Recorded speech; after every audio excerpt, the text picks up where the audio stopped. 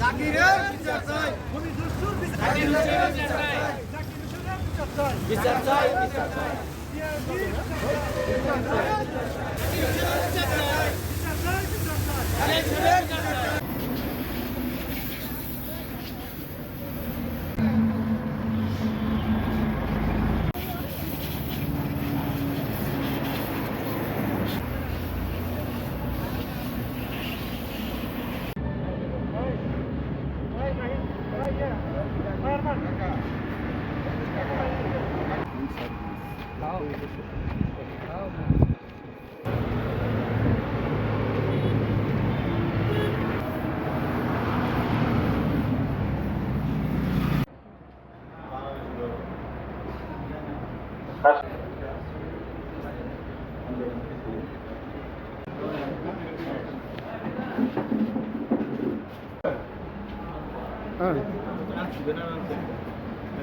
RS 100-519 দাগের অর্পিত সম্পত্তির সাথে কোনো 1983 সালে এই সম্পত্তি ক্রয় করিয়া আমি মনে করেন যে এই ওখানে বগ্ধ করে আছি এবং মাটি ভরাট করে দোকানপাট করে ওখানে মনে করেন যে পৌরকর আমি নিজে দেই এবং বিদ্যুতের 10টা মিটার আছে, এগুলো সমস্ত করে দোকানপাটগুলো আমি নিজে বগ্ধ করে আছি। উনি একটা অবৈধ লিজ দেখিয়ে আমার এই ব্যক্তিগত সম্পত্তি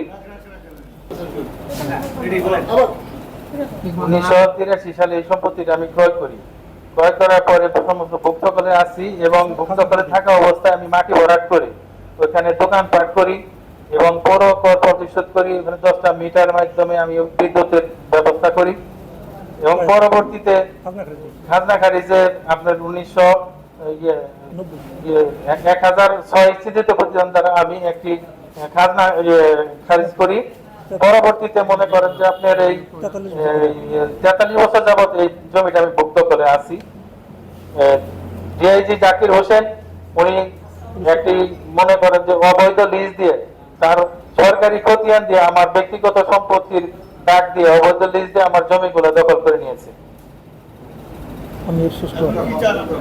আমি আপনাদের মাধ্যমে মাননীয় প্রধানমন্ত্রীর কাছে বিচার চাই, সে যেন আমার জমিটা যেন আপনাদের মাধ্যমে আমি যেন ফেরত পাইতে পারি এবং আমাকে সে প্রতিনিয়ত হুমকি মামলা হুমকি দিতেছে। আমি তার ভয়ে আমার 4টা মেয়ে আমি তাদের নিয়ে খুব নিরীহ জীবনযাপন করতেছি, কোনো জায়গায় যাইতে পারি না। আমার মনে হয় যে কোনো সময় আমাকে সে ঘুম করে ফেলবে, এগুলো আমাদের এলাকার অনেক লোকের কাছে সে বলতেছে। হ্যাঁ, আমি মনে করেন যে স্কুল কলেজে যাইতে পারি না, আমার মেয়েরা ভয়।